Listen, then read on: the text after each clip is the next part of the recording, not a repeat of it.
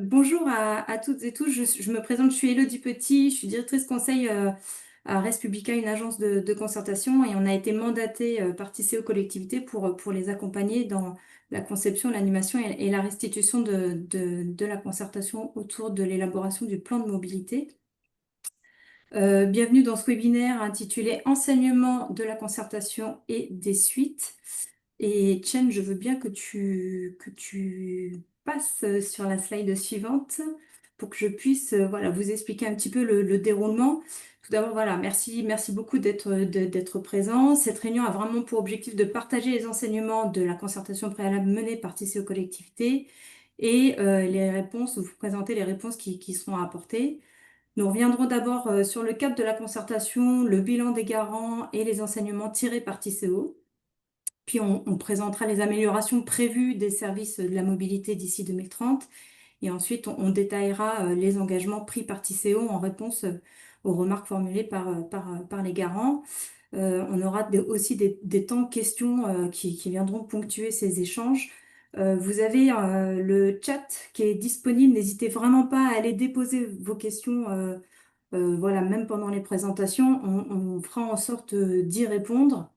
Comme je le disais, on enregistre, le replay sera mis sur le site de la concertation qu'on vient de mettre sur le chat justement. Un compte-rendu aussi sera réalisé et puis voilà. Je laisse tout de suite la parole à Antoine Gavalan qui est directeur à TCO Collectivité. Bonjour à toutes et à tous. On a donc organisé cette concertation préalable à laquelle vous avez très probablement participé. C'était du 18 novembre 2024 au 16 février 2025. Ça a duré 3 mois et c'était une concertation qui visait à discuter de l'état des lieux de la mobilité qui était proposé par TCO, à débattre des enjeux et des orientations qui étaient aussi proposées par TCO dans le dossier de concertation et à recueillir donc des contributions qui vont nous aider à élaborer la suite du plan, à formuler les objectifs du plan, à élaborer des scénarios contrastés. On a proposé des modalités de concertation complémentaires pour proposer un cadre d'expression au plus grand nombre et en particulier aux personnes qui sont souvent éloignées des dispositifs de conception des politiques publiques. 45 rendez-vous qui ont été proposés au total et qui ont permis de recueillir la parole d'une diversité de personnes, des élus et des associations qui sont souvent très mobilisés, mais aussi des employeurs, des salariés, des artisans, des commerçants, des jeunes, des habitants au sens large, des usagers des transports, etc. Et au global, on a eu 2500 participations ou contributions lors de ces 3 mois. Et donc, on vous propose de vous présenter une courte vidéo, elle dure 3 minutes 30, pour vous rappeler brièvement ce qui a été proposé. Et ensuite, on donnera la parole à Audrey Richard-Ferruggi, qui est la garante de la concertation préalable et qui présentera le bilan de la concertation publié en mars 2025.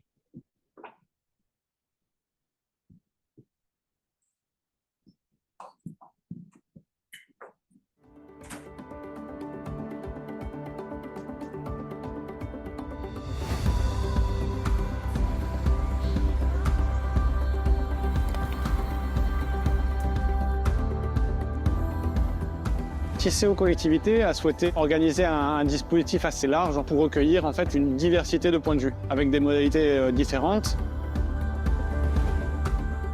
En 2040, nous serons 200 000 habitants de plus. Il faudra adapter une mobilité qui sera de plus en plus complexe.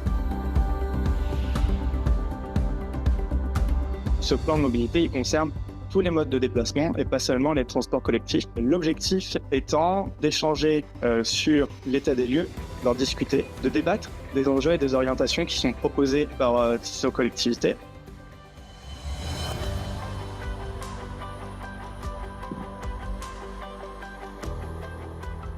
On apprend le fonctionnement de notre ville et de comment on se déplace et tout.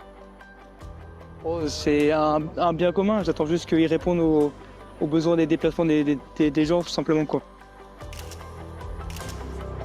Forte attente des habitants en termes de mobilité et de, je dirais, déploiement de transports en commun.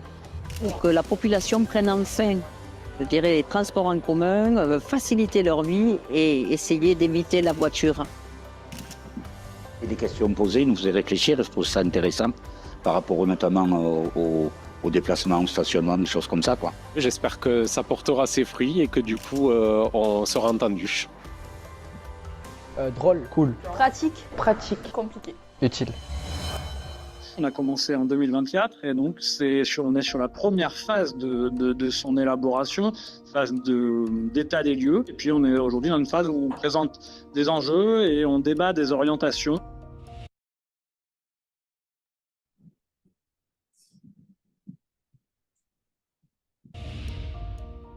Cette concertation préalable à l'élaboration du plan de mobilité, elle doit permettre de recueillir les besoins, les attentes et les propositions de tous les participants.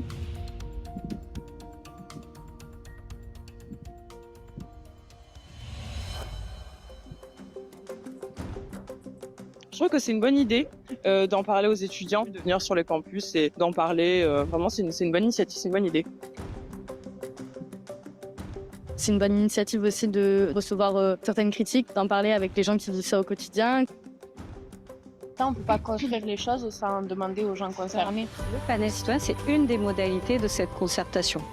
Le citoyen, il se caractérise par une diversité qui colle à peu près à l'identité du territoire. Donner l'opportunité à des citoyens de prendre connaissance du sujet, d'y réfléchir ensemble et d'élaborer un avis collectif. Ça m'a surtout fait voir les choses autrement. On a appris que certaines de nos idées étaient impossibles, d'autres ont surgi. On nous donne suffisamment de structure pour que ça arrive à bien avancer. Qu'au final, la mobilité, c'était pas juste le métro, juste le vélo, c'est que la solution se trouve dans l'ensemble de toutes les mobilités actuelles disponibles.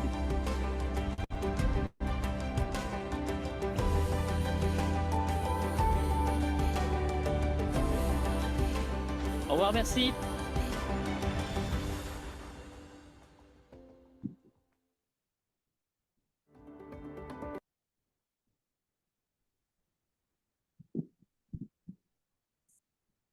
Audrey Richard-Ferrucci, on vous laisse la parole. Merci. Voilà, je vais présenter donc rapidement, enfin en quelques minutes, le bilan de la concertation préalable qui a été donc coécrit avec Antoine Landau, nous étions deux garants sur cette concertation préalable. Donc diapositive suivante, s'il vous plaît. Ce bilan suit bien entendu les valeurs de la CNDP. Donc pour rappel, nous sommes indépendants de tisser aux collectivités, indépendants de toute partie prenante. Nous devons d'être neutres. Et également, ce bilan rend compte de l'ensemble des arguments. Donc, bien évidemment, il ne s'agit pas de compter les pour ou les contre ou de hiérarchiser dans les mesures, mais bien de rendre compte de l'ensemble des arguments qui ont été exprimés dans la concertation, et cela avec une égalité de traitement. C'est-à-dire qu'on, je ne sais pas si des personnes autour de l'écran ont pu prendre connaissance du bilan, on rencontre y compris des points de vue contradictoires. Il n'y a vraiment aucun problème à ce qu'il y ait eu des points de vue contradictoires exprimés. Au contraire, on rend compte, bien sûr, de l'ensemble de ces arguments et contributions.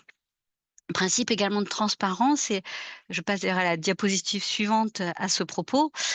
Dans le contenu de notre bilan, vous voyez sur le côté le plan finalement de ce document. Nous rendons compte d'un souci de transparence sur notre travail, du travail préparatoire que nous avons fait en amont de la concertation. Puis, bien sûr, un avis sur le déroulement de la concertation. Notre bilan contient une synthèse des arguments exprimés lors de la concertation, et nous vous avons formulé des demandes de précision et des recommandations à tisser aux collectivités. L'ensemble est disponible sur à la fois le site de la CNDP et sur le site de la concertation. Bien évidemment, aujourd'hui, je ne rendrai pas compte de tout le bilan, mais je vais revenir sur notre avis sur le déroulement et sur les demandes de précision et recommandations. Donc, diapositive suivante. Donc, concernant le déroulement, des éléments chiffrés vous ont été... diapositive, voilà, merci.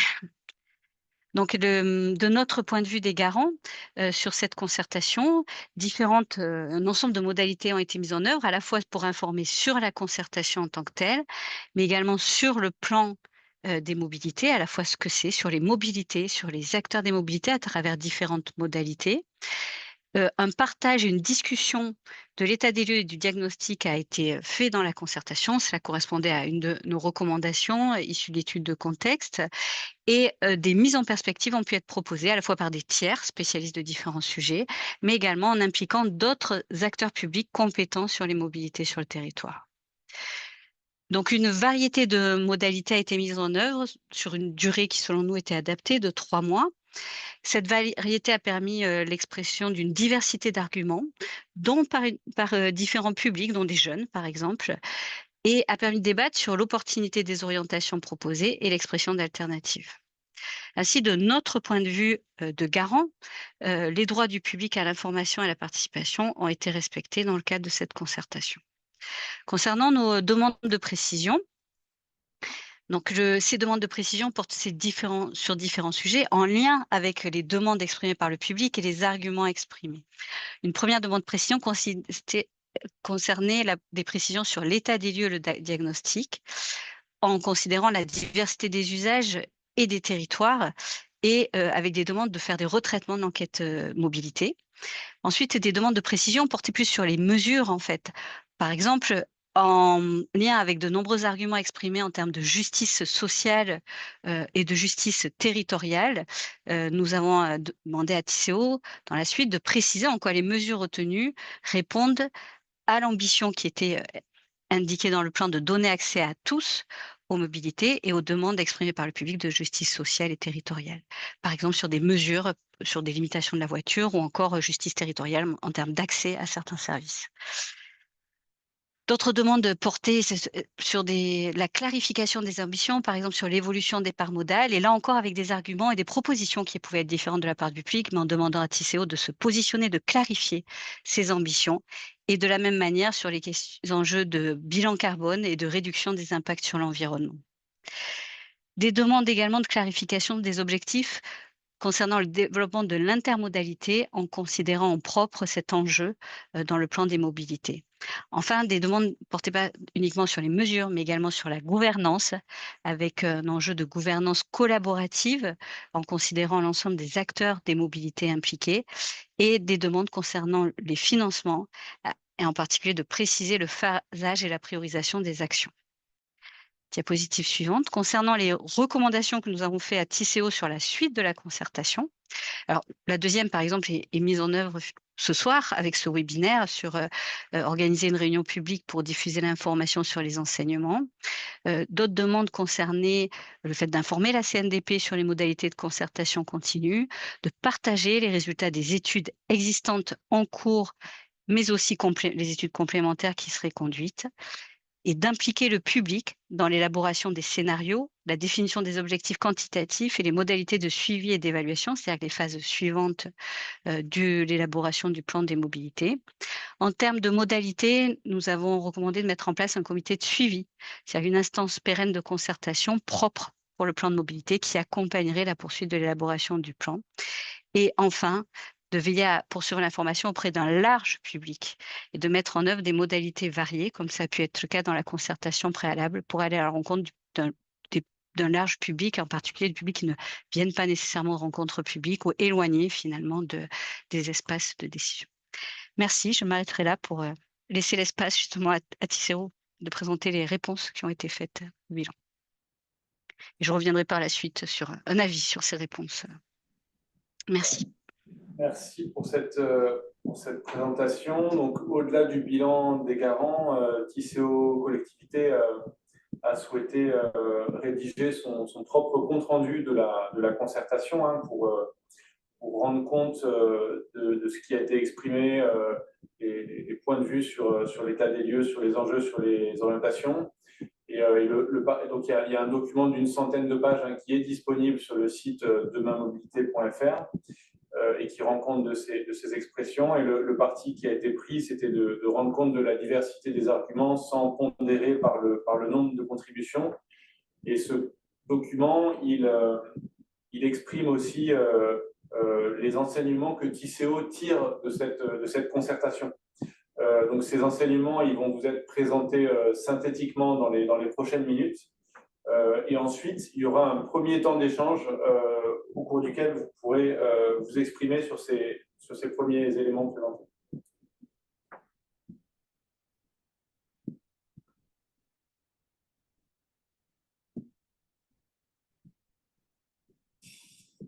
Bonsoir à toutes et à tous. Donc, je suis Étienne Lair, je suis chargé d'études à Tisséo Collectivité. Et donc, je vais vous présenter cette synthèse des enseignements que tire Tisséo à la suite de la concertation préalable, en commençant par l'expression qui a été recueillie sur l'état des lieux, qui vous avait été présentée dans le cadre de la concertation.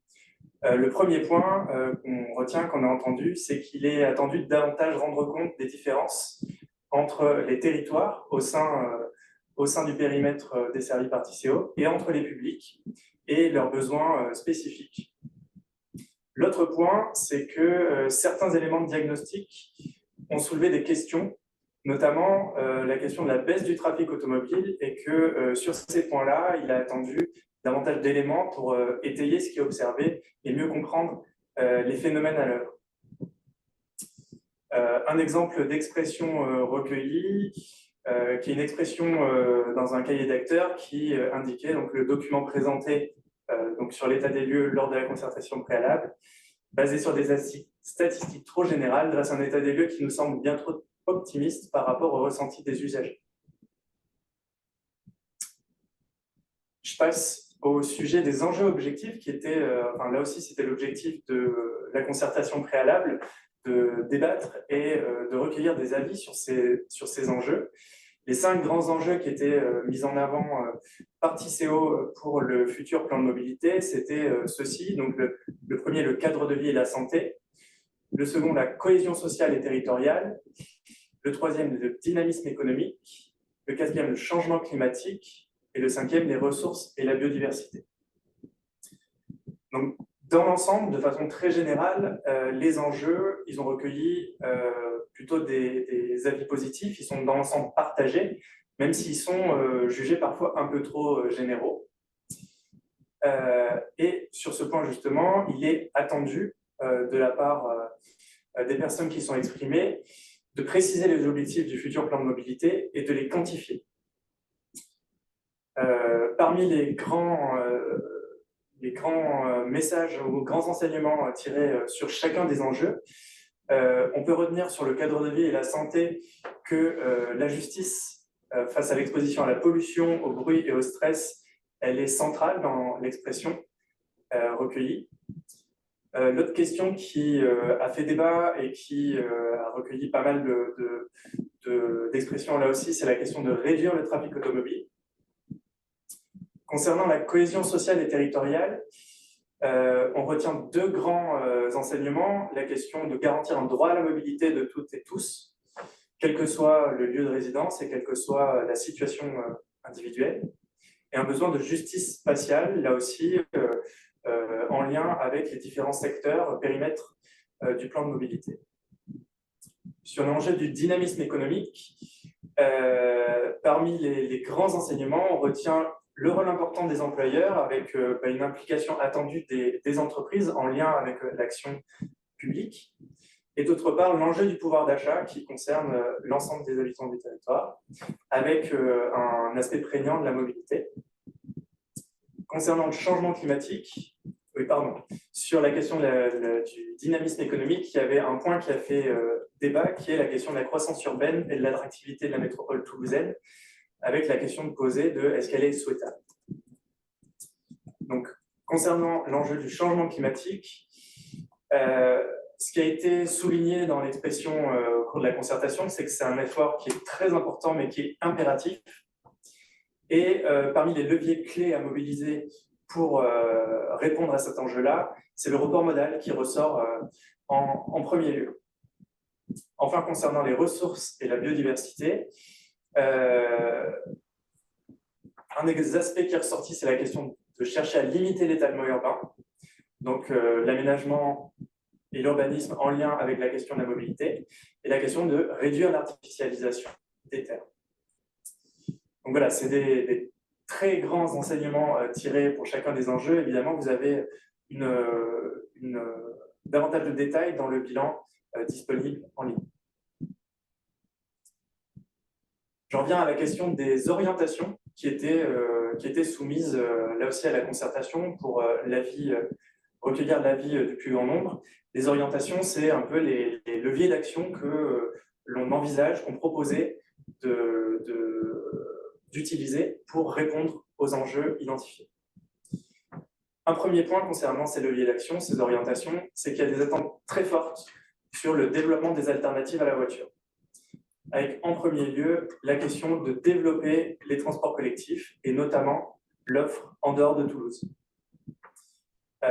Parmi les propositions recueillies, des questions de réfléchir à étendre le métro, le tramway, Téléo, de développer le train et l'intermodalité en lien avec l'offre ferroviaire, d'améliorer la fréquence de l'ensemble de l'offre de transport collectif et l'amplitude de desserte, notamment en soirée, le week-end ou les vacances scolaires, de faciliter la circulation des bus, donc d'améliorer leur vitesse commerciale, d'assurer leur fiabilité, qu'il y ait moins de retard.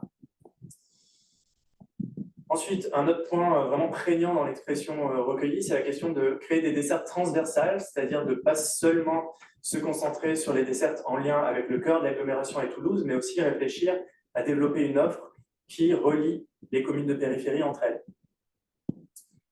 Sur la question des transports collectifs, voilà deux exemples de propositions, enfin d'expressions recueillies.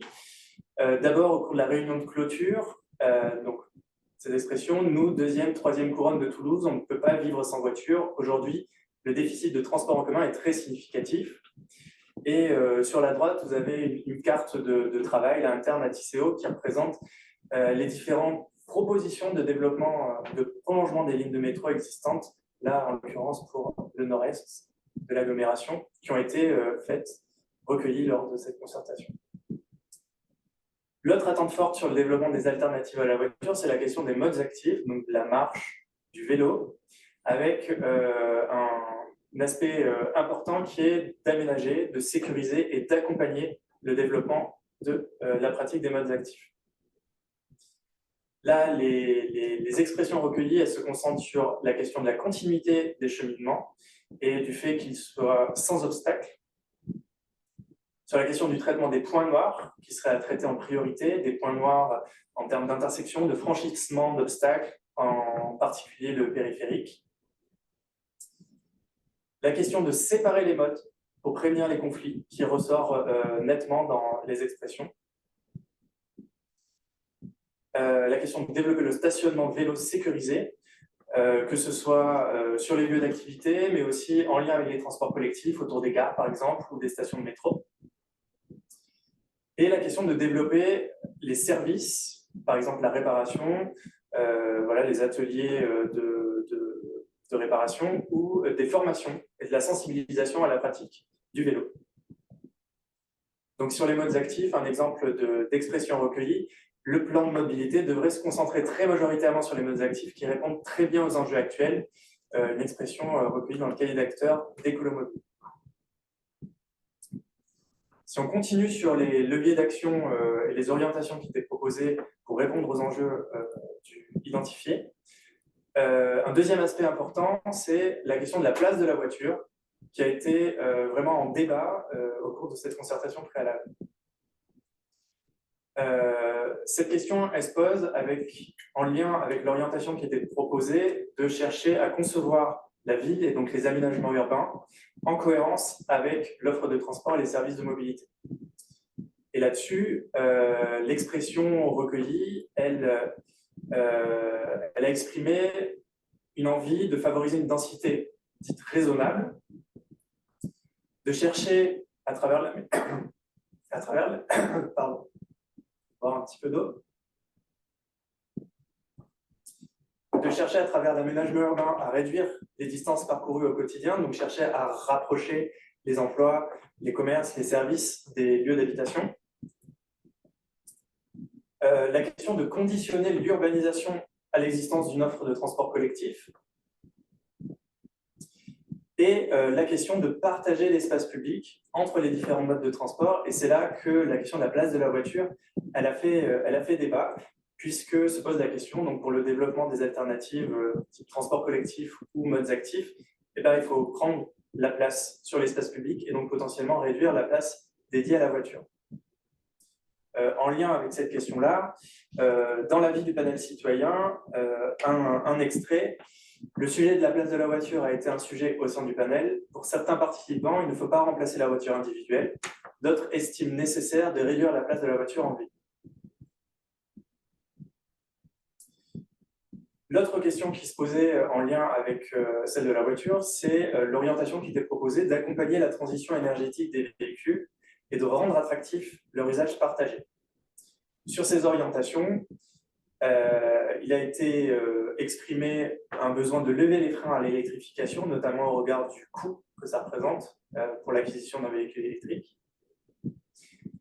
Mais sur ce point, il a fait débat également avec cette expression du collectif Axe Vert de l'Armée qui disait « L'électrification ne réduit ni la congestion, ni l'artificialisation des sols ».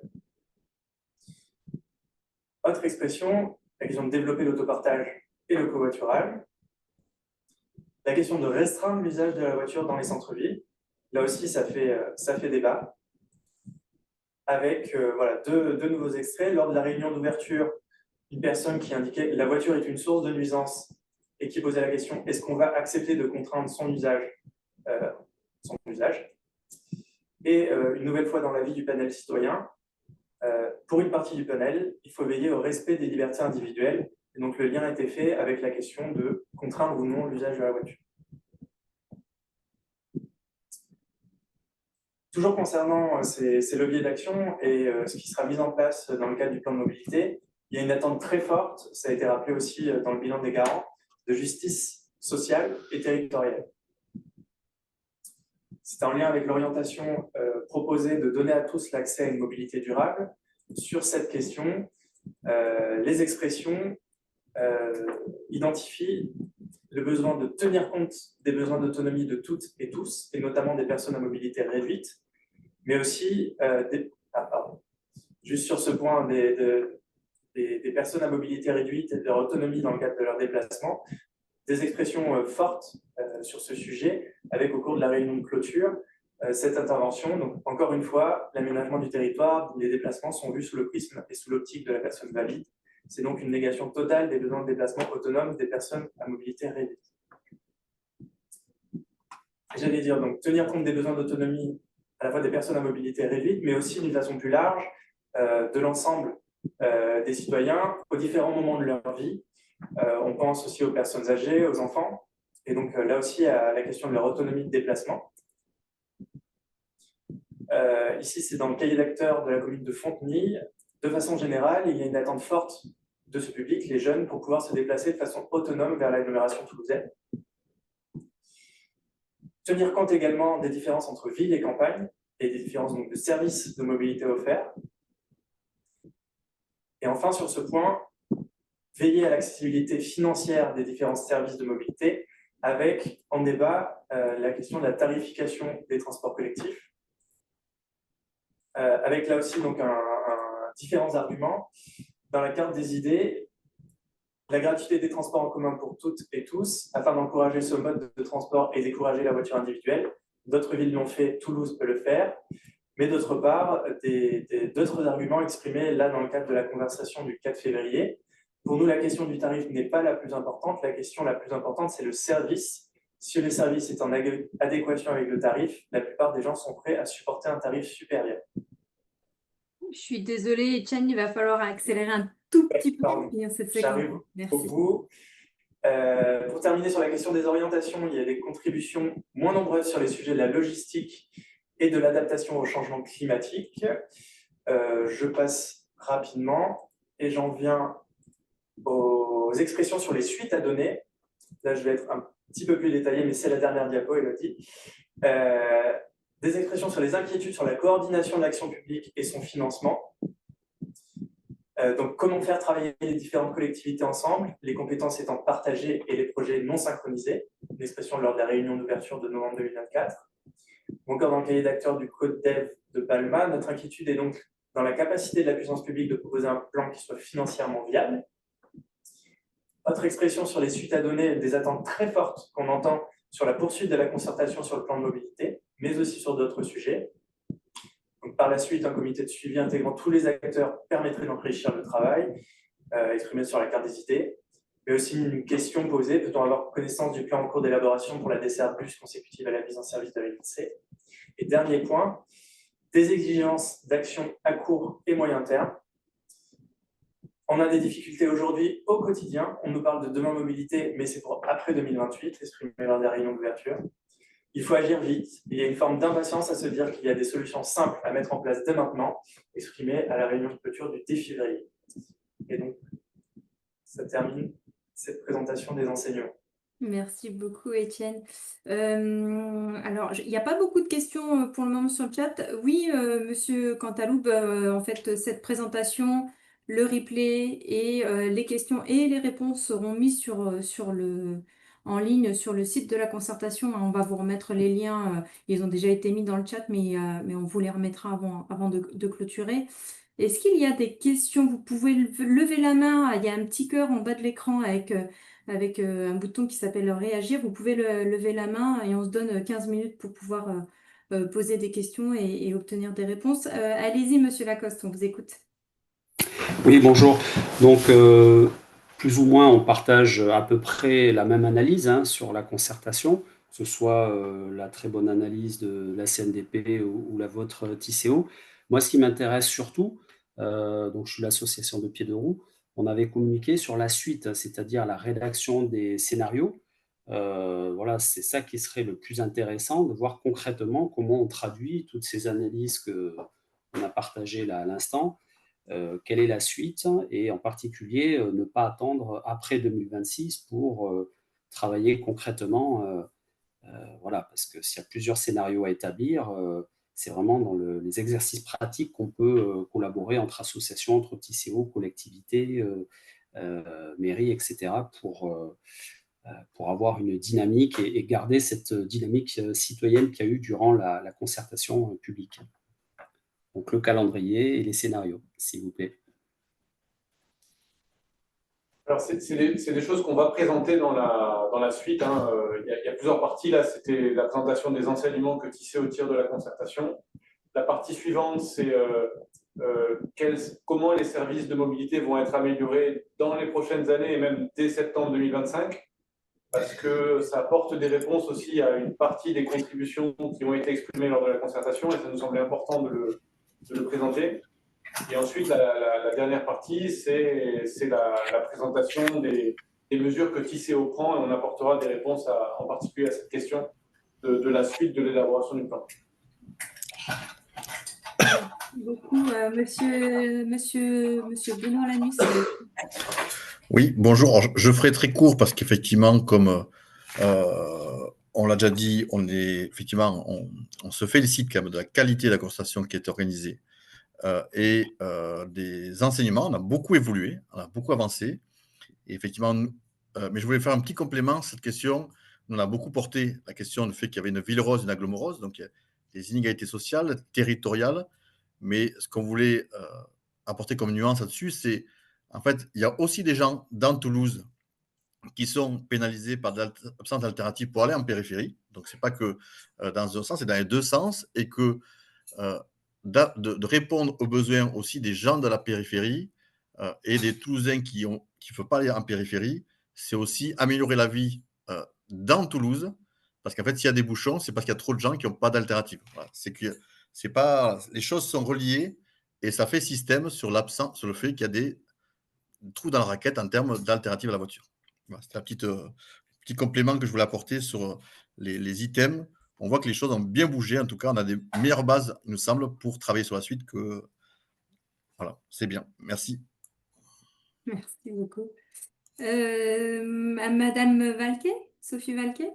Oui, bonjour, donc Sophie Valque de la mairie de Tournefeuille. Donc, merci beaucoup pour cette concertation. C'est vrai qu'on a eu vraiment la chance de s'exprimer. Moi, je voudrais poser une question sur En fait, moi, ce qui me frappe dans ce compte-rendu, c'est qu'il y a des idées qui sont quand même fortes sur le changement de mobilité. Mais justement, quand il y a des avis opposés qui s'expriment, comment on fait pour quantifier, et je pense en particulier à la place de la voiture, hein, comment on fait pour quantifier, on va dire, la partie des gens consultés qui étaient plutôt pour réduire la place de la voiture et la partie des gens qui étaient plutôt pour garder une place importante à la voiture? Comment on fait pour tirer un enseignement quantitatif de ces idées qualitatives qui sont sorties? Alors, c'était pas forcément l'objectif recherché par Tisséo Collectivité, hein. On n'avait pas forcément envie de quantifier ou de pondérer les contributions, les arguments des uns et des autres. L'objectif de la concertation, c'était surtout de recueillir une pluralité d'expressions, une pluralité d'arguments et une diversité dans les prises de parole. Mais à ce stade, on ne cherche pas à quantifier. Ce n'est pas un sondage, en fait, hein, et peut-être la Garante va souhaiter compléter ce point. Allez-y, Audrey. Oui, voilà. En fait, effectivement, la concertation n'est pas un sondage ou un référendum. Donc, dans le cas où on souhaiterait quantifier, les outils vont être ou sondage, référendum ou, enfin, oui, sondage ou enquête par questionnaire. Mais effectivement, à ce stade et dans une concertation, tout l'intérêt et l'enjeu, finalement, c'est d'expliciter les différents arguments. Et qui sont pour comprendre, puisqu'il y a rarement 2 positions finalement, même pour quantifier, on pourrait dire c'est pas les pour ou les contre en fait. On voit bien et dans le débat et au sein du panel, les échanges ont été, approfondis et vraiment très riches pour décortiquer la question et bien comprendre ces différents termes et les différents arguments en faveur, en défaveur, mais également aller jusqu'à discuter de conditions d'acceptabilité de certaines mesures. Donc vous voyez, c'est même dépasser non seulement d'être pour ou contre certaines mesures, mais ça peut être aussi d'être oui si, oui mais, voilà. Et en fait, c'était tout l'enjeu dans la concertation de mettre à plat ces différents éléments. Nous, de notre point de vue CNDP, c'est ensuite à Tisséo de dire voilà la décision que je prends et aux autres acteurs des mobilités, puisqu'on voit bien que dans les mesures, elles sont portées par plusieurs acteurs. Mais en tout cas, dans le plan des mobilités, c'est Tisséo, en réponse à ce qui a été exprimé. Ce qui n'empêche pas, à un moment du processus, d'aller recourir à des outils qui visent à quantifier. Mais à ce stade et au stade où la CNDP intervient, souvent, ce qui est vraiment intéressant, c'est de mettre sur la table l'ensemble des alternatives. Si on va trop vite pour compter, finalement, de dire pour tant de pour telle mesure ou tant de contre, on se prévient d'aller explorer des alternatives ou des solutions un petit peu différentes ou de penser, par exemple, les conditions de certaines mesures. Voilà, je me permets de rebondir pour dire que c'était vraiment pas l'objectif en quelque sorte. Il y a des outils, bien évidemment, pour compter, mais c'était pas l'objectif, mais plutôt de bien clarifier l'ensemble des arguments. Merci beaucoup. On a Jean-Pierre Perry qui voudrait prendre la parole. Allez-y. Oui, donc moi je me félicite du travail qui a été accompli jusqu'à maintenant parce que effectivement, je pense que tous les besoins en termes de mobilité ont pu être balayés, donc avec des avis pour et des avis contre, ce que disait Audrey Richard. Mais maintenant, on a une excellente base de travail pour la suite. Et je pense que cette base de travail, il va falloir l'exploiter rapidement. Et cette veille électorale là, qui va arriver sur fin 25, début 26, je ne voudrais pas que ça dénature un petit peu tout ce travail et qu'on perde de l'information par justement le temps d'attente sur ces élections. Donc il est important de continuer à travailler là-dessus. Les idées sont en place. Maintenant, mais il faut voir les propositions que va pouvoir faire Tisséo sur tous ces points et continuer à discuter avec eux pour voir dans quelle mesure c'est acceptable. Et ça nous amène sur 2030-2040. Donc c'est quand même demain aussi, hein. Donc voilà. Merci beaucoup. Est-ce qu'il y a d'autres questions? Est-ce qu'il y a d'autres réactions? Une fois, deux fois? On continue? Allez, on continue. Je vais donner la parole à Etienne, hein. Je te rends le bâton de parole et puis on va accueillir aussi Elsa Gère, un chef de projet définition pardon, de l'offre de projet à Tisséo qui vont vous évoquer les améliorations des services de mobilité programmés d'ici 2030. Oui, donc là, on est là pour parler de l'élaboration du plan de mobilité, mais avant le plan de mobilité, il y a eu d'autres plans, en fait, hein, notamment le plan de déplacement urbain. Et c'est dans ce document passé que la stratégie de mobilité jusqu'à l'horizon 2030 a été définie. Donc, les acteurs compétents en matière de mobilité, les financeurs de la mobilité, l'État, la région, le département, les intercommunalités et aussi TICO, ont programmé dans ces documents des investissements pour développer les infrastructures, pour développer les services de mobilité.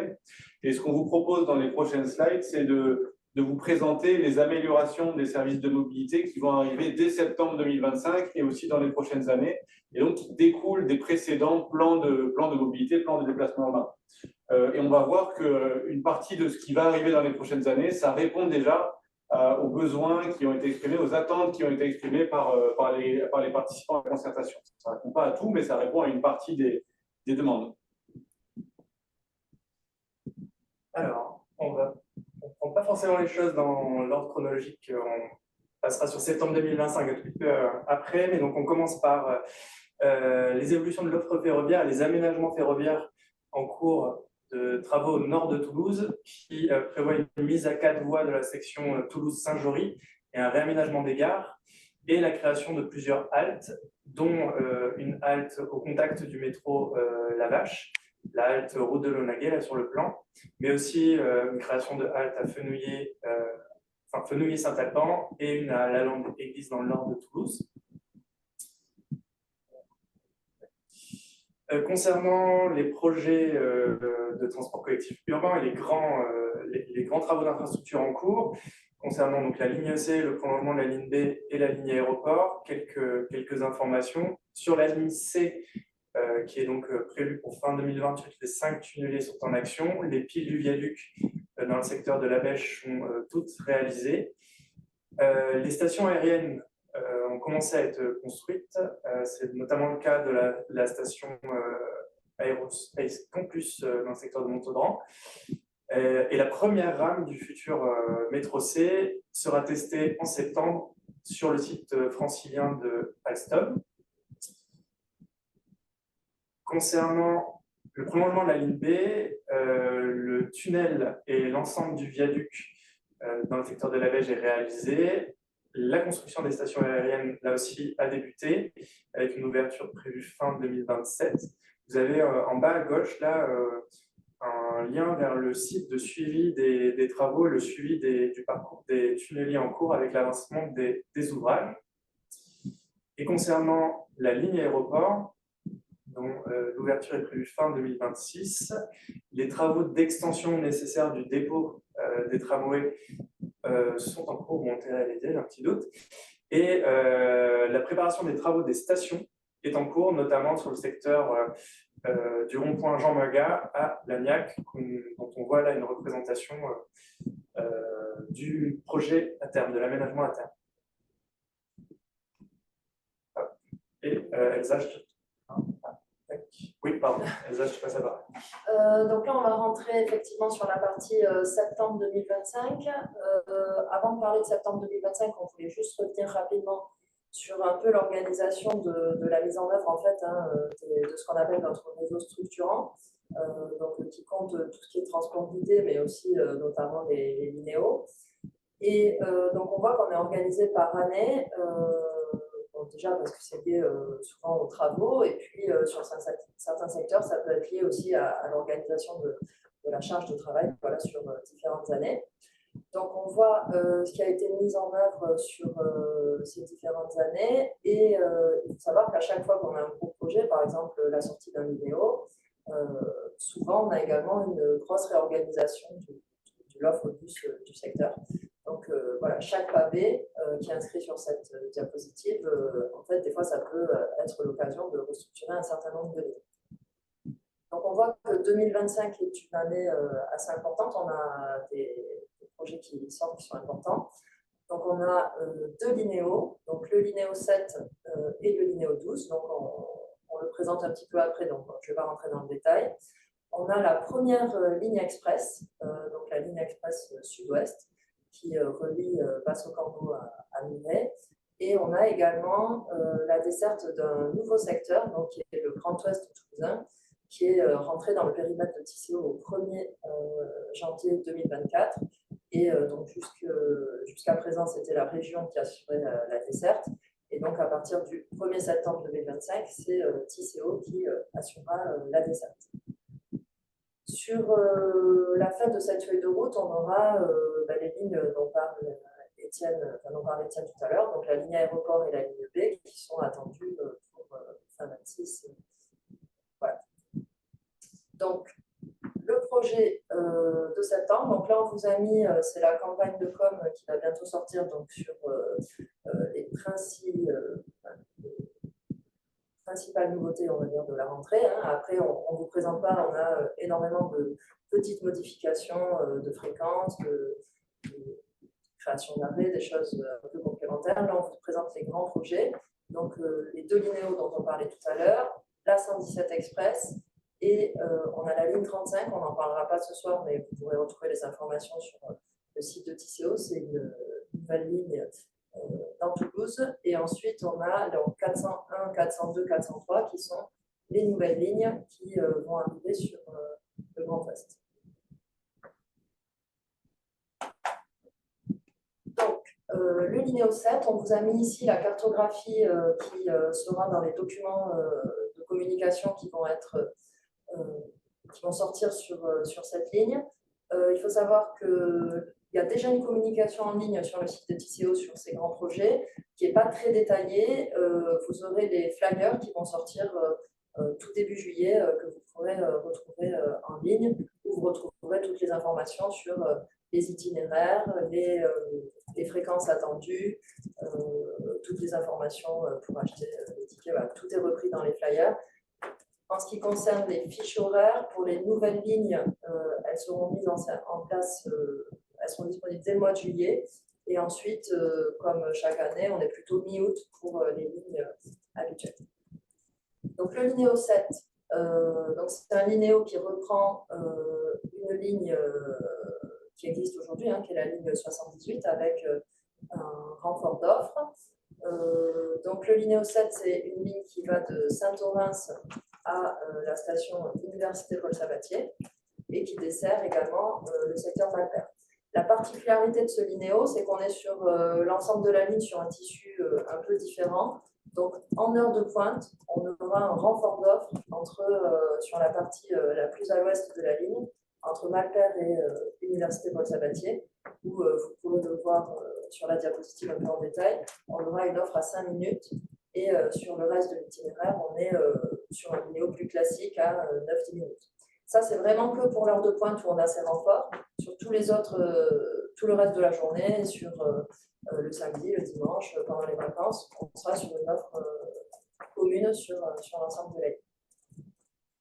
Cette ligne, elle fait partie de ce qu'on appelle la ceinture sud. Donc, elle vient créer un maillon qu'on voit sur la carte, le petit encart, qui relie en fait Colomiers, Basso-Cambo, Ancopole et la partie donc l'Université Paul Sabatier jusqu'à Saint-Orens, et donc qui est formée par la ligne 25, Téléo, et maintenant donc le ligne 7. Comme tous les linéos, donc alors c'est pas la dernière version, il y a eu des petites modifications, c'est pas, vous pourrez retrouver dans le flyer, c'est pas tout à fait les horaires de premier départ et dernier départ, enfin ça se joue vraiment à quelques minutes, mais on aura un détail un peu plus précis. Et donc évidemment, comme tout linéo, on est sur une amplitude de fonctionnement élargie. Ce linéo, il couvre 20 000 habitants, 16 000 emplois, donc on a vraiment différents types de publics. Et on espère, voilà, à son lancement, on attend plus de 8 000 voyageurs par jour.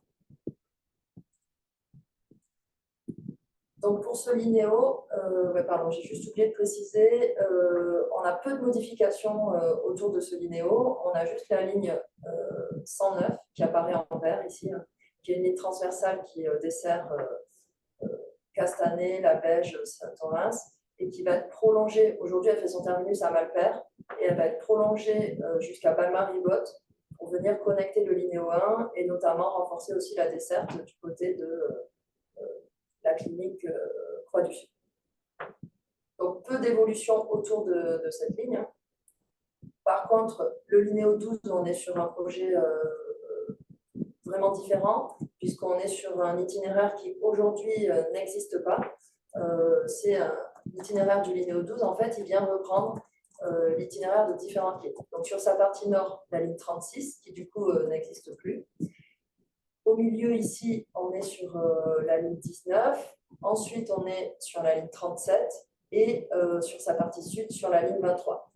Donc, vous pourrez retrouver toutes les informations en détail. Ce n'est pas l'objet aujourd'hui de tout détailler. Mais évidemment, forcément, on a des adaptations d'itinéraires pour ces lignes 19, 23 et 37 qui viennent en complémentarité du Linéo 12. On essaye, quand on a un Linéo, d'essayer que les lignes qui passent à côté soient plutôt complémentaires à l'itinéraire de la ligne. Alors, ce Linéo, il a la particularité d'être très transversal. Il relie ligne B, ligne A, puis de nouveau la ligne B, et à terme à Montaudran, et il croisera aussi la ligne C, et il croise déjà aussi le TER au niveau de Montaudran.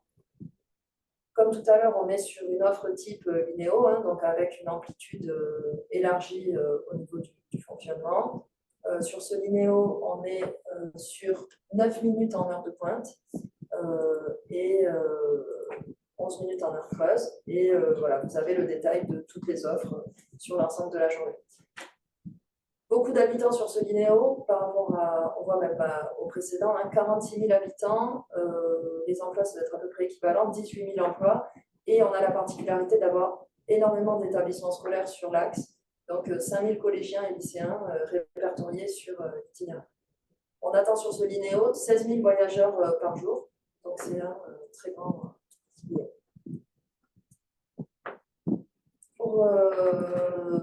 On a également donc, la 117 Express, donc on en a parlé tout à l'heure, une nouveauté dans l'univers Linéo, puisque c'est une ligne qui a peu d'arrêts et pour laquelle il y a eu beaucoup d'aménagements faits pour essayer d'avoir une offre la plus intéressante possible. Donc on attend un temps de parcours assez fiable sur l'ensemble de la journée, entre Murel et Basse-Corbeau estimé aujourd'hui à 35 minutes, alors qu'aujourd'hui sur l'itinéraire de la ligne 117, on pouvait avoir des écarts importants. 19 emplois sur l'ensemble de l'itinéraire, et 19 000 emplois sur l'ensemble de l'itinéraire. Et on est vraiment, donc c'est une ligne qui existe aujourd'hui, la 117, mais on est vraiment sur une modification complète de la ligne, puisqu'aujourd'hui on doit avoir des départs à peu près toutes les heures, et on a là une offre à 30 minutes en heure de pointe et 60 minutes en creux, mais avec une hyper pointe à 15 minutes. Donc une offre qui devrait attirer de nouveaux usagers. Je suis désolée, Elsa, il va falloir accélérer un tout petit peu. C'est la dernière diapositive sur l'offre bus. Donc, vous retrouvez les lignes dont on a parlé tout à l'heure, 401, 402, 403. Donc, vous retrouverez toutes ces infos avec les itinéraires de ces différentes lignes. Ça, c'est le réseau du Grand Ouest. Et on a aussi deux lignes qui sont prolongées, la 32 et la 55, donc qui étaient des lignes existantes, mais qui viennent compléter l'offre sur ce territoire. En termes d'offres, on est sur des lignes plus classiques, autour de 30 minutes en heure de pointe et 60 minutes en creux, sauf la ligne 403 qui est un peu particulière puisqu'elle est calée sur le train. Donc évidemment, elle a plutôt une offre restreinte, cadencée vraiment sur l'offre train. Et pour conclure, donc, on nous avait posé la question de comment était organisé le travail autour de la restructuration de la ligne C. Comme on disait tout à l'heure, quand on a des grands projets qui arrivent, forcément, on se pose la question de comment on réorganise le réseau. Donc, c'est un travail qui a été entrepris avec les communes. Donc, c'est lors des commissions territoriales qu'on travaille avec les communes pour essayer de construire ce réseau. Et on a déjà un certain nombre de réunions qui ont eu lieu. Et lors de ces réunions, c'est l'occasion d'échanger avec les communes sur quelles lignes sont concernées, quelles lignes ne sont pas concernées par cette évolution par rapport à la ligne C. Les communes qui le souhaitent font des échanges avec leurs administrés et nous en font part de ces réunions. Et l'objectif, c'est de finaliser le réseau fin 2026 et de laisser comme ça un peu de temps pour évidemment ensuite mettre en œuvre le réseau. Donc ça veut dire aussi S'il y a des nouvelles lignes, ça veut dire qu'il faut regarder combien ça veut dire de conducteurs, de bus, mais également toute la partie travaux, essayer d'avoir des aménagements de voirie pour avoir une offre la plus qualitative possible. Évidemment, s'il faut des nouveaux points d'arrêt, des nouveaux terminus, tout ça, ça s'anticipe fortement. Le réseau vélo Toulouse, donc on a 400 stations aujourd'hui sur le réseau Toulouse qui ont été mises en place en fin 2024, et on a une extension qui est prévue donc, sur certaines communes. Voilà, vous avez le détail qui est présenté ici, plus 12 sur la commune de Toulouse, et vous voyez, donc autour, on a quelques communes qui vont avoir des stations qui seront mises en œuvre au 30 septembre 2025. Voilà, les travaux sont en cours. En complément sur le vélo, un petit point d'avancement sur le réseau express vélo, donc ce réseau cyclable à haut niveau de service sur l'ensemble de l'agglomération. Voilà, on vous affiche quelques exemples de réalisations récentes et un petit point d'avancement global. Donc sur les 430 km d'aménagement prévus dans le réseau express vélo, 210 sont à ce jour ou à la fin 2025 existants ou réalisés, avec le détail donc sur la métropole, environ 60 km réalisés, 22 km en cours et une vingtaine de kilomètres réalisés ou travaux prévus d'ici 2026 côté conseil départemental. Un petit point très rapide là aussi sur l'installation de nouveaux compteurs vélo permanents. 5 points de comptage depuis fin mai, rue de Metz, quai de la Dorade, quai de Tunis à Toulouse, mais aussi rue Jean Monnet à Colomiers et Pont de l'Europe à Muret. L'objectif étant voilà, de comptabiliser et de mieux connaître la pratique du vélo sur le territoire. D'autres installations sont à venir. Et quelques chiffres des premiers jours. Sur le quai de la Dorade, 4000 vélos par jour décomptés. Rue de Metz, 8000 vélos par jour décomptés. Et sur ces deux axes, plus de vélos que de voitures.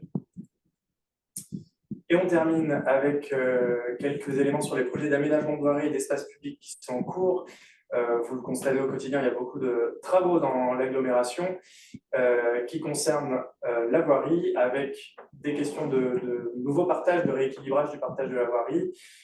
Les travaux s'achèvent sur la route d'Espagne en lien avec la mise en service de la ligne 117 Express. Les travaux sont en cours route de Revel, avec là aussi voilà, l'installation de sites propres bus et d'aménagement cyclable. Voilà, d'autres exemples sur d'autres axes également affichés.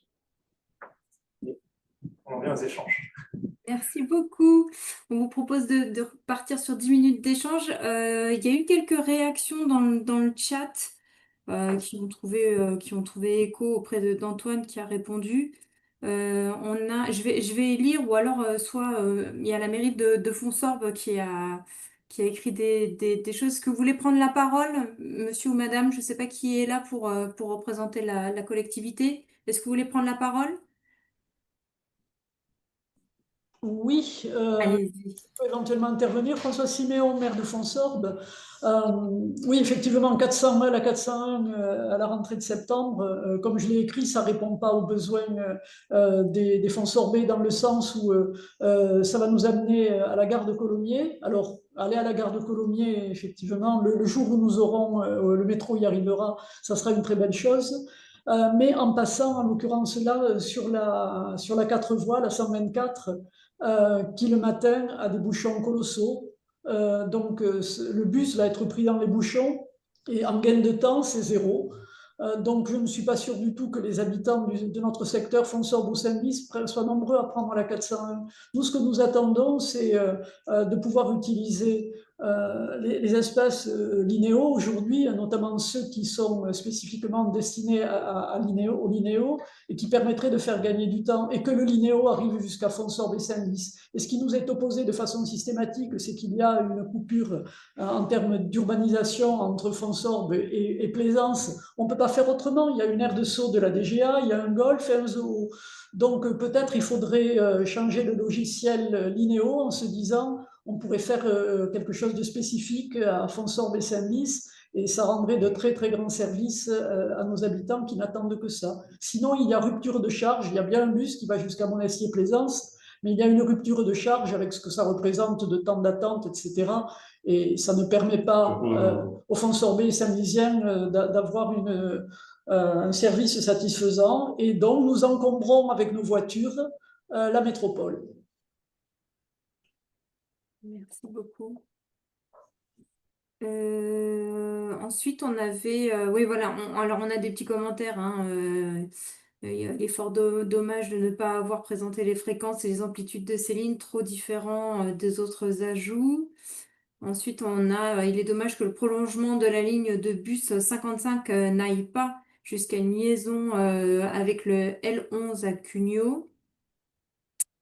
Voilà. Est-ce que côté TCO, vous voulez réagir? Peut-être on peut donner la parole à Deux Pieds de Roue et Rallumons l'étoile. Ah oui, pardon, j'avais pas vu. Oui, allez-y, monsieur Lacoste.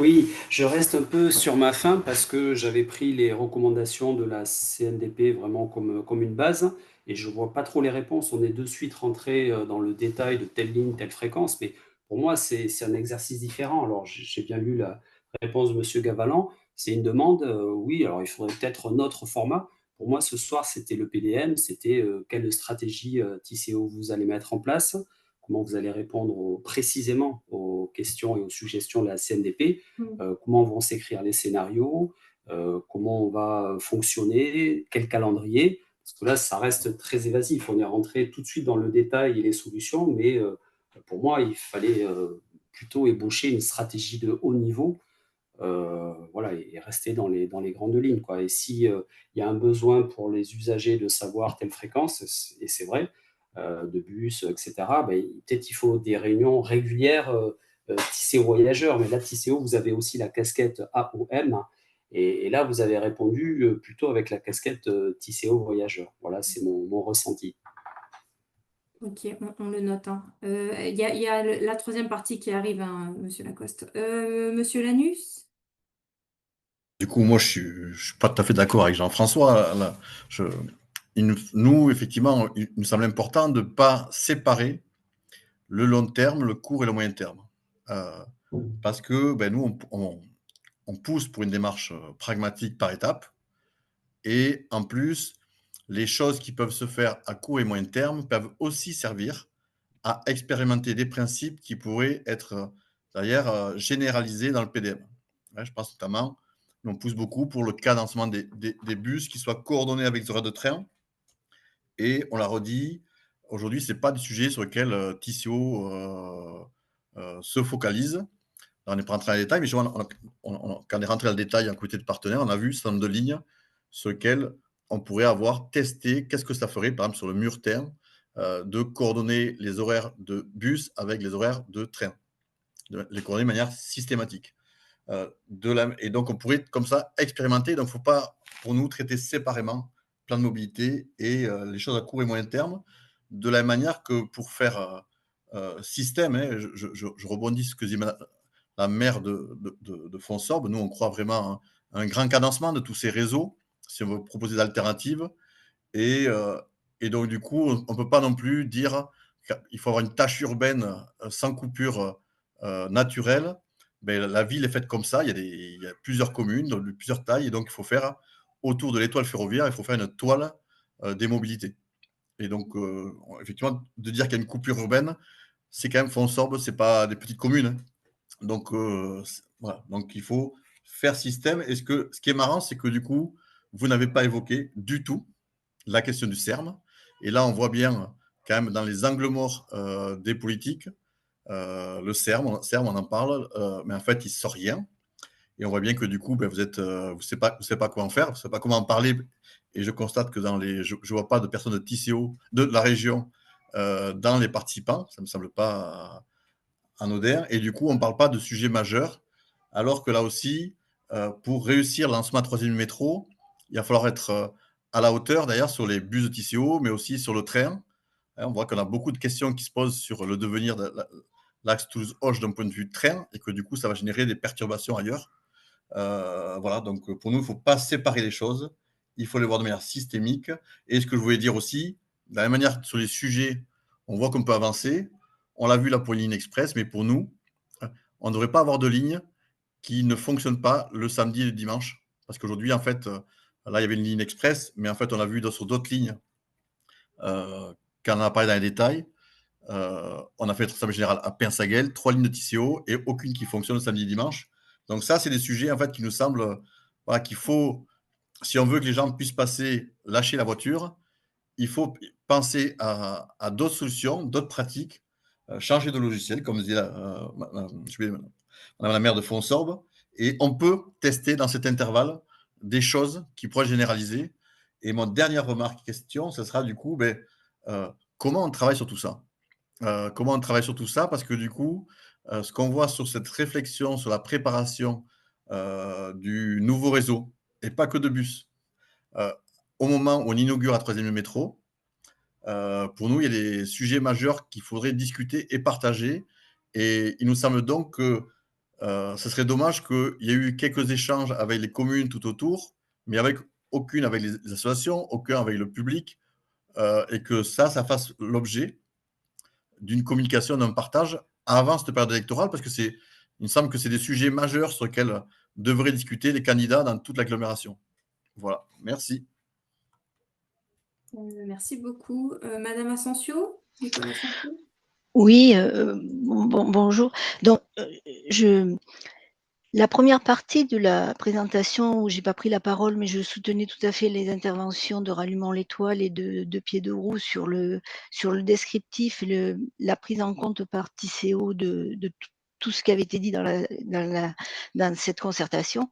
Par contre, là, je trouvais que c'était une douche froide sur la présentation des nouveautés, parce que ces nouveautés ont déjà été présentées dans d'autres instances, et je pensais que cette présentation allait prendre en compte ce qu'on venait de citer, la justice sociale, la justice territoriale. La preuve en est, le Linéo 7 n'aura pas la même fréquence pour les stations qui sont dans Toulouse, des stations qui ne seront pas dans Toulouse, comme justice sociale. Bon, je pensais qu'on me montrerait ces nouveautés avec notre aspect sur l'intermodalité, enfin, tout ce qui devrait être pris en compte et appuyé sur ces notions-là. Et donc, pour moi, c'est un peu la douche froide sur cet aspect-là. Et je rejoindrai un peu Monsieur Lanus là-dessus, c'est sur le fait comment on fait pour que dans le futur, j'espère que c'est la dernière fois, qu'on va avoir des annonces de ce genre où il n'y a pas vraiment de concertation ni avec les élus. Il y a des concertations, mais souvent c'est à partir de présentations en live, c'est-à-dire sans document préparatoire pour préparer cette concertation entre élus.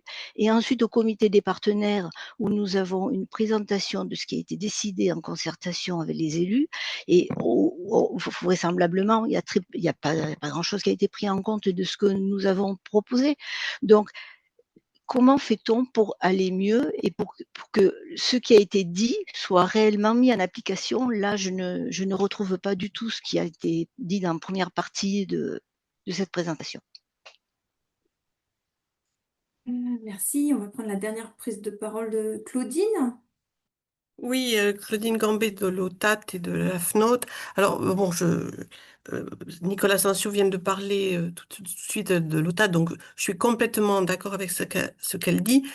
Moi, j'avais cru comprendre que nous aurions une nouvelle partie sur le futur. Parce qu'aujourd'hui, on est quand même, vous nous avez présenté des projets qui ont été travaillés depuis des années, qui ont mis effectivement, comme la plupart des projets de mobilité, beaucoup d'années à se mettre en place, mais quid de l'avenir? Enfin, donc, moi, j'avais cru comprendre que nous aurions une suite à cette présentation. Par contre, je note quand même que dans ces projets qu'on a, on voit apparaître quand même la notion de transversalité. Donc, on n'est plus seulement sur des lignes radiales. Et ça, c'est quand même une nouveauté importante à souligner et qu'il faut poursuivre. Parce que tout ce qui a été dit tout à l'heure concernant la concertation va dans ce sens-là. Donc, allons dans ce sens-là.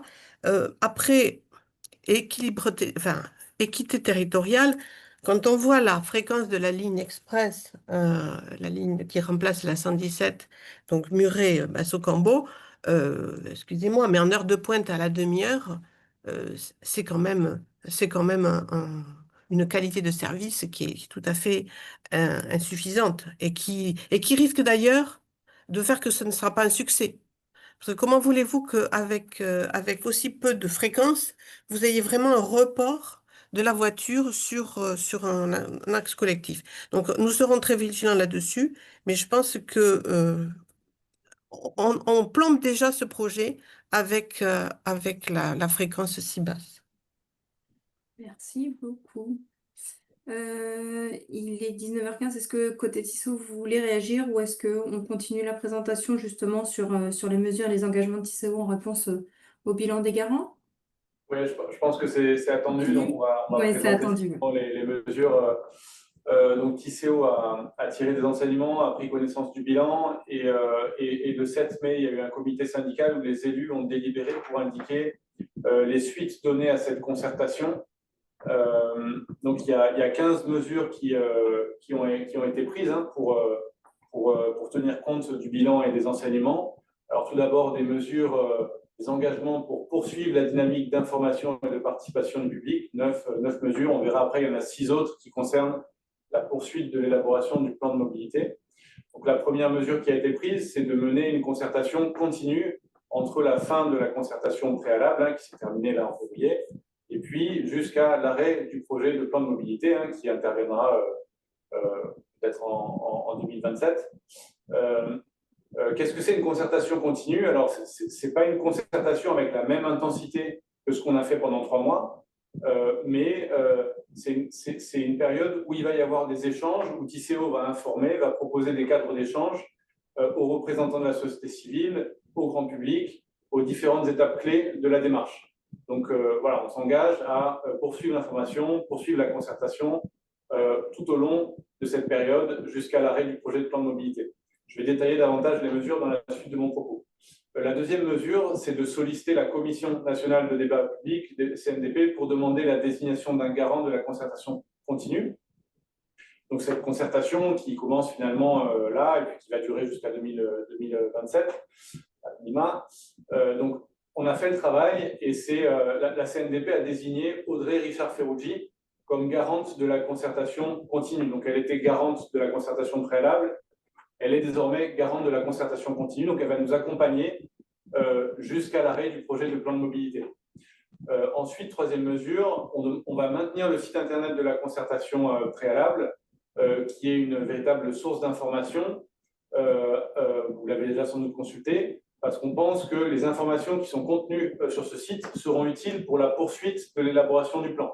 Et par ailleurs, on va enrichir aussi ce site avec des nouvelles informations qui vont arriver au fur et à mesure de l'avancement de la démarche. La quatrième mesure, c'est celle qu'on met en œuvre aujourd'hui. On organise une réunion publique sous la forme d'un webinaire pour présenter les enseignements que TICEO tire de cette concertation et pour indiquer les suites qui sont données à cette concertation. La cinquième mesure, c'est de mettre en place un comité de suivi composé de représentants de la société civile pour informer sur l'avancée de la démarche et pour échanger aux différentes étapes clés de la démarche. On a besoin d'échanger avec la garante de la concertation continue pour être plus précis sur la composition de ce comité de suivi. Ensuite, et sur les modalités de réunion. Ensuite, la sixième mesure, c'est d'organiser des webinaires ou de diffuser des newsletters pour informer aussi le grand public à chacune des grandes étapes clés et pour échanger avec lui. Donc, la mesure 5, ça s'adresse aux représentants de la société civile. La mesure 6, ça s'adresse au grand public. On est vigilant à chacun des publics qui est intéressé par la concertation et par la démarche. La septième mesure, c'est de partager les résultats des études qui sont, à l'instar de ce qu'on a pu faire en 2024 avec l'enquête mobilité certifiée CEREMA. On a partagé les résultats des études. On continuera à le faire dans la suite de la démarche. En tout cas, pour ce qui concerne les études qui sont la possession de TICEO collectivité. La huitième mesure, c'est d'organiser de nouveaux temps de concertation au grand public afin de débattre cette fois-ci des objectifs et des scénarios et des modalités d'évaluation du plan. Donc là, on va dire dans les mois passés, on a débattu des enjeux, des orientations. Maintenant, on a besoin de temps. On a besoin de plusieurs mois en fait pour préciser les ambitions, préciser les objectifs et pour définir des scénarios contrastés, différents chemins possibles pour atteindre les objectifs. Il va y avoir un travail technique de fait au sein de Tisséo, mais aussi avec tous les acteurs de la mobilité, pour imaginer ces scénarios. Et lorsqu'on sera prêt, lorsqu'on aura eu un cadrage politique aussi, on pourra organiser des temps de concertation grand public pour débattre de ces objectifs avec vous, pour débattre des scénarios avec vous. La 9e mesure, c'est de poursuivre la communication auprès d'un large public, comme on a pu le faire pendant la concertation préalable. Voilà. Et ensuite, il y a des mesures, des engagements qui sont pris pour poursuivre l'élaboration du plan de mobilité. J'en ai déjà un peu parlé. On s'engage à enrichir l'état des lieux et le diagnostic. On a vu qu'il y avait des demandes sur ce point. Donc, on va mener des analyses complémentaires pour mieux appréhender la diversité des besoins, des usages et des territoires. Et on va faire des traitements supplémentaires de l'enquête mobilité. On a d'ailleurs une slide plus précise sur ce point. Sur la partie gauche, vous avez ce qui est déjà disponible. Et j'attire votre attention sur le fait qu'on a publié récemment les chiffres clés 2024. Et sur la droite, on a les choses qui vont arriver dans les prochaines semaines ou prochains mois. Donc, des analyses complémentaires de l'EMC2 qui apporteront des précisions sur la diversité des usages, la diversité en fonction des territoires notamment. Et puis, on va faire des analyses thématiques pour essayer de mieux comprendre la baisse de la mobilité, mieux comprendre l'usage de la voiture, pourquoi on a une baisse des déplacements alors qu'on observe une congestion qui est toujours aussi présente, par exemple. Et voilà, donc ça, c'est la mesure 10. Et puis, mesure 11, c'est ce que je disais tout à l'heure, on engage un travail aussi avec les acteurs de la mobilité, avec les services techniques, pour préciser les ambitions du plan et ses objectifs. Donc ça, on s'engage à le faire. Ensuite, on souhaite aussi informer sur le modèle de financement des mobilités, ainsi que sur la trajectoire et les capacités financières de Tisséo. Donc, Tisséo financera une partie des actions du plan de mobilité, mais pas toutes. Évidemment, quand on parle d'ambition, d'objectifs, c'est important de rendre compte aussi des capacités à faire, des capacités financières à faire. C'est pour ça qu'on a évoqué ce point-là. Et puis, mesure 13, je l'ai dit aussi, on s'engage aussi à élaborer plusieurs scénarios contrastés. Et puis, ça a été souligné pendant la concertation, la compétence mobilité, elle est éclatée. Ce n'est pas que Tisséo qui a la main en matière de mobilité. Donc, pour bien coordonner l'action de Tisséo avec l'action des autres acteurs en matière de mobilité, le département, la région, les intercommunalités, etc., on va mettre en place un comité de coordination du plan de mobilité qui permettra de bien partager les objectifs, les scénarios, les plans d'action avec l'ensemble des acteurs. Et une fois que le plan d'action sera établi, ce n'est pas tout de suite, on précisera bien entendu le phasage et la priorisation des actions qui figureront dans ce projet de plan de mobilité. Donc, c'est des premiers éléments de réponse à ce qui a pu être exprimé pendant la concertation. C'est sans doute, vous attendez sans doute plus. J'ai entendu en tout cas que peut-être certains d'entre vous attendaient à ce qu'on présente déjà des scénarios ou un projet de plan de mobilité. Ce n'est pas possible de faire ça aujourd'hui parce que ça demande du temps, ça demande des mois de travail en coordination avec les services techniques de tous les acteurs de la mobilité. Ça demande un cadrage politique aussi, dans une période qui est un petit peu particulière parce que les élus municipaux vont être renouvelés en fait l'année prochaine. Et donc, c'est difficile d'avoir un cadrage politique dans cette période préélectorale. Moi, j'en ai terminé pour la présentation de ces mesures. Vous allez sans doute avoir des réactions et des questions. C'est une dernière slide pour présenter le calendrier général, mais ça reprend ce que j'ai pu dire à l'oral. On retrouve les principaux jalons. Donc voilà, on aura en 2026, on espère une concertation grand public. Et puis, peut-être ça bordera sur 2027. Ensuite, cette concertation, elle nous aidera à élaborer le projet de plan qui sera ensuite arrêté. Et puis, il y aura une consultation des personnes publiques associées, d'enquête publique, etc. Voilà, bon, on vous donne peut-être la parole avant que Audrey... Oui, peut-être qu'on n'a pas mis la slide, mais on vous laisse la parole aussi pour réagir à tout ce qui vient d'être présenté. Il y a des questions, des réactions? N'hésitez pas à lever la main ou dans le chat sur les engagements, là, les 15 engagements. Allez-y, monsieur Perry. Oui, vous avez cité dans vos points donc, une coordination avec les autres acteurs de la mobilité. Donc, ça veut dire que les réunions à venir, on va avoir la région, on va avoir le département, on va avoir la SNCF. Vous allez tout faire pour ça? On travaille d'ores et déjà avec les services techniques de ces différents acteurs, tout à fait, ouais, pour préciser les ambitions, les objectifs, voilà, on a engagé un travail et ça va se poursuivre dans les prochains mois. Ouais, tout à fait. Et en fonction du besoin, c'est des acteurs qui pourraient effectivement intervenir pour répondre sur certains points. En tout cas, on les invitera. Après, on n'est pas maître de leur décision, mais on les invitera à participer dans nos instances de concertation. Claudine, est-ce que vous voulez reprendre la parole? Oui, pour réagir juste sur un point, vous avez parlé de la publication des études. C'est très intéressant et l'OTAT en a bénéficié en ayant des données brutes sur l'enquête mobilité, ce qui nous a permis de bâtir nos orientations. C'est très intéressant. Mais je fais référence aux études multimodales où on n'a eu qu'un résumé vraiment succinct. On a été très frustrés de ne pas avoir plus d'informations. Donc, j'insiste sur le fait que les études, c'est pas seulement une page de résultat final. Nous attendons vraiment une coopération là-dessus et une transparence sur les informations que disposent les uns et les autres. Merci en tout cas de tenir compte de cette demande. Merci beaucoup. Est-ce qu'il y a d'autres prises de parole? Et effectivement, on va donner la parole à Audrey Richard-Ferrugi pour la Commission nationale du débat public. Il n'y a pas d'autres prises de parole? Audrey, allez-y. Ah, il y avait une main levée. Non, c'est monsieur. Ah. Non, c'était tout à l'heure, hein. Monsieur Lanus. Non, mais j'attends que. Non, il veut la réaction. Monsieur Lanus veut la réaction de. Je réagirai après. Je baisse votre main alors. Merci de me donner la priorité. Voilà, je vais réagir, mais on a élaboré un avis avec Antoine Landau. Alors, ça se fait aujourd'hui classiquement. C'est un courrier qui a été envoyé au président de Tisséo, qui est sur le site de la concertation et sur le site de la CNDP.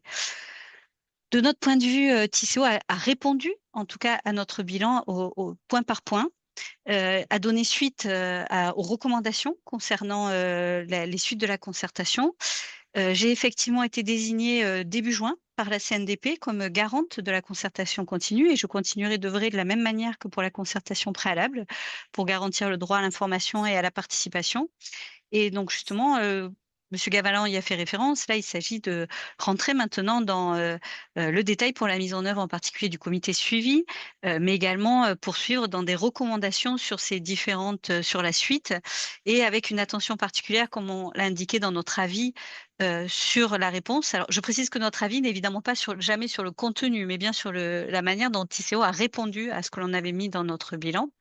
Une attention bien sûr avec l'articulation de ce, par exemple, le comité de suivi de ce nouvel dispositif avec les instances de concertation pérennes de Tisséo. Une attention aussi à l'articulation avec la concertation sur le CERM. Je précise qu'à ce titre, côté CNDP, il y a une mission actuellement aussi de conseil auprès du Grand Paris sur la concertation sur les CERM. Donc c'est un point d'attention, voilà, ça a été relevé. Donc je poursuivrai. Voilà, maintenant il n'y a plus qu'une garante, comme c'est souvent le cas dans les concertations continues, de la même manière. Et évidemment avec une attention, puisque sur toutes les demandes de précision, vu que à ce stade aucun scénario a été proposé, aucun objectif plus précis, bien évidemment je serai attentive dans la suite de la concertation, dans la concertation continue, à ce que ces demandes de précision qui sortent de la concertation préalable soient prises en compte. Je précise enfin que annuellement, moi, alors j'ai pas encore ma lettre de mission en tant que garante de la concertation continue, elle sera également publiée sur le site de la CNDP, selon le principe de transparence de fonctionnement. Mais les garants des concertations continues ont fait des bilans annuels, en fait, des concertations. Donc annuellement, on fait un bilan de la même manière que le bilan un mois après la fin d'une concertation préalable qui rend compte du déroulé et qui actualise les discussions, enfin les arguments échangés, fait une synthèse des arguments échangés dans l'année et actualise les recommandations, les préconisations que l'on peut faire. Voilà. Merci beaucoup. Monsieur Lanus, est-ce que vous voulez réagir du coup? Est-ce que vous avez des questions, des réactions? Oui, alors, autant je trouve que sur le fond, c'est sympa, mais effectivement, je suis très déçu sur la mise en œuvre de tout ça. Parce que, en fait, on fait comme si les élections municipales gelaient tout. Or, si on va avoir des arbitrages politiques après les municipales, encore faut-il avoir largement partagé un peu plus le travail et les hypothèses de travail avec les futurs candidats, d'une part. Et là où je suis un peu désolé, c'est que il y a les candidats, mais il y a les élus actuels. Visiblement, de ce que j'ai comme information, finalement, les élus actuels, en fait, ils auraient pu continuer à travailler pour essayer d'esquisser les scénarios qui vont être travaillés, pour voir qu'est-ce qui donne à voir avant les municipales des questions. Chut, chut. Ah, excusez-moi, j'ai une petite fille. Et en fait, il semblerait qu'il n'y ait aucun travail, même entre les élus de Toulouse Métropole, du Sicoval, du Murtin, du Grand Ouest toulousain, sur le fond.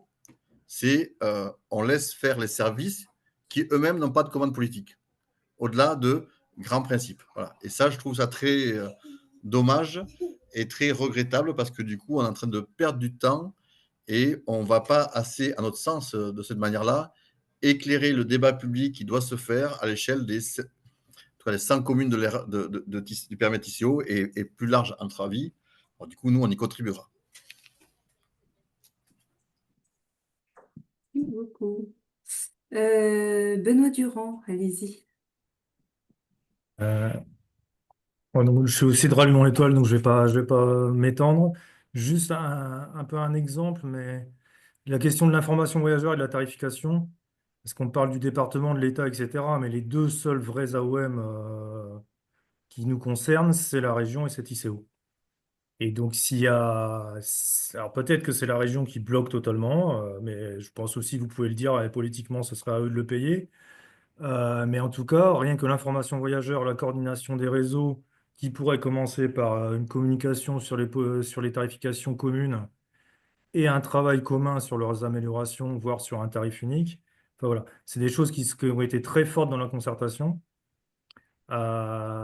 et qui, pour l'instant, ne ressortent pas du tout. Et ça pourrait être un axe de travail qui n'est pas impacté par la réserve électorale, qui n'est pas... Voilà.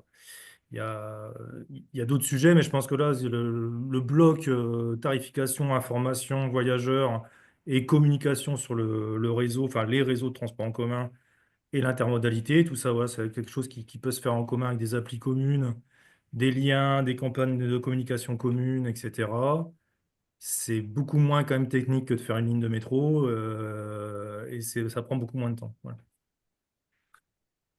Merci beaucoup. Monsieur Lacoste? Oui, moi, mon inquiétude, c'est quand j'ai entendu attente de cadrage politique, parce que là, comme vous le disiez, il y a les élections. Donc, en gros, pour moi, dans les faits, rien ne va bouger avant avril 2026, parce que, et c'est dommage, parce que la réserve électorale, ça n'empêche nullement de travailler techniquement sur l'élaboration des scénarios. La réserve électorale, c'est juste de ne pas faire de propagande pour soi-même, de propagande électorale. Mais on pourrait très bien continuer à travailler. Donc là, j'ai l'impression qu'il y a un temps mort là, qui est devant nous. Et au contraire, s'il y avait eu des scénarios, ça aurait pu nourrir le débat électoral, ça aurait pu éclairer les citoyens. Donc, qu'on ne tranche pas, évidemment, qu'on ne tranche pas sur le scénario juste avant une élection, non, mais après, oui, et travailler le fond, et surtout qu'il y a divers scénarios à travailler, donc ça se prêtait tout à fait à une période de pré-campagne électorale. L'un n'empêche pas l'autre. Donc je regrette qu'il y ait cette attente de cadrage politique, et les élus actuels auraient très bien pu lancer voilà, des études de scénarios et impliquer les autres collectivités, les citoyens, les associations. Voilà mon sentiment. Merci. Alors, je vais préciser mes propos. Les mois à venir ne seront pas inutiles. On va utiliser ce temps de travail pour préparer les décisions des prochaines équipes municipales. Voilà. Mais ce que j'ai essayé de dire, c'est que ça sera probablement assez difficile d'obtenir des décisions de nos élus actuels à quelques semaines ou à quelques mois des élections municipales. Donc, on aura du mal à obtenir des décisions sur l'arrêt d'objectifs ou de scénarios, dans la mesure où les équipes municipales vont être renouvelées dans dans un horizon de temps assez court. Merci beaucoup. Madame Asensio? Oui, je rebondis un petit peu sur ce que vient de dire Jean-François Lacoste. Effectivement, on peut faire des choses avant qui soient hors contexte politique. Il y a des choses qui, sur le réseau actuel, travailler sur l'intermodalité, améliorer les correspondances, avoir un ticket qui dure 1h30 au lieu d'1 heure, une tarification. Enfin, il me semble que ça dépasse tout objet, toute pratique politique, et on pourrait très bien, et c'est indépendant de tout scénario. Donc il y a des choses, les associations ont fourni aussi des éléments pour dire on peut faire des choses rapidement qui donnent un signal aux usagers qu'on s'occupe d'eux. Là, il y a beaucoup d'usagers qui se sentent complètement isolés et perdus. Merci beaucoup. Est-ce qu'il y a d'autres réactions, des questions?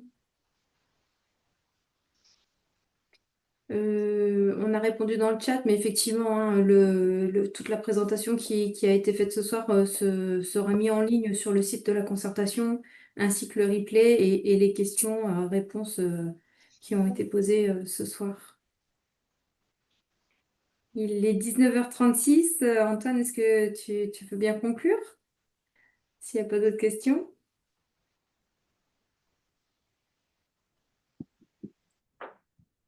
Ah, Audrey. Il y a une réaction d'Audrey. Allez-y, Audrey. Non, c'était pour réagir, enfin, peut-être préciser, en tout cas qu'en tant que garante, la mise en place de ce qui est prévu dans la concertation continue, voilà, va se faire. Enfin, je recommanderais que ça se fasse rapidement. Enfin, peut-être Tissot n'a pas précisé, je leur laisse le soin, par exemple, le comité de suivi ou d'éventuels webinaires ou par rapport à des choses qui peuvent avancer. En tout cas, cela a été précisé. Ce n'est pas parce qu'il n'y aura pas de décision dans cette période qu'il n'y a pas de possibilité ou de modalité pour la concertation continue. Et bien entendu, de mon point de vue, il s'agira d'œuvrer pour qu'il y ait cette continuité, même si on n'est pas dans le même rythme, bien entendu, que la concertation préalable, comme cela a été précisé. Mais évidemment, ça ne répond pas aux demandes de scénarios rapidement. Voilà, je laisse le soin. Et là, moi, je suivrai la démarche. C'est à Tissot d'en décider, mais pour que les demandes de précision du public soient bien incluses dans la suite et dans le travail de ces scénarios. Non, moi, je voulais vraiment réaffirmer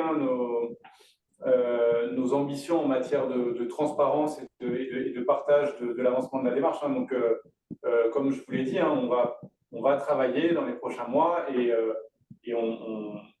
tout ce qui pourra être présenté dans les prochains mois avec les représentants de la société civile dans le cadre du comité de suivi, avec le grand public dans un autre format, on mettra tout en œuvre pour que ce soit possible de le partager.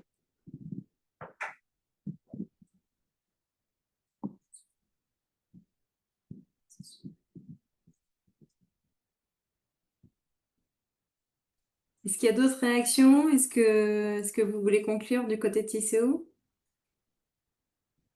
Alors, on vous remercie hein, pour bien sûr votre participation active à la concertation préalable hein, et pour votre participation, votre écoute, vos contributions à ce webinaire. Et puis, on ne doute pas qu'on aura plein de choses à partager dans les prochains mois, voire dans les prochaines années. Voilà. Merci beaucoup. Merci à tous de vous être connectés, d'avoir échangé avec nous.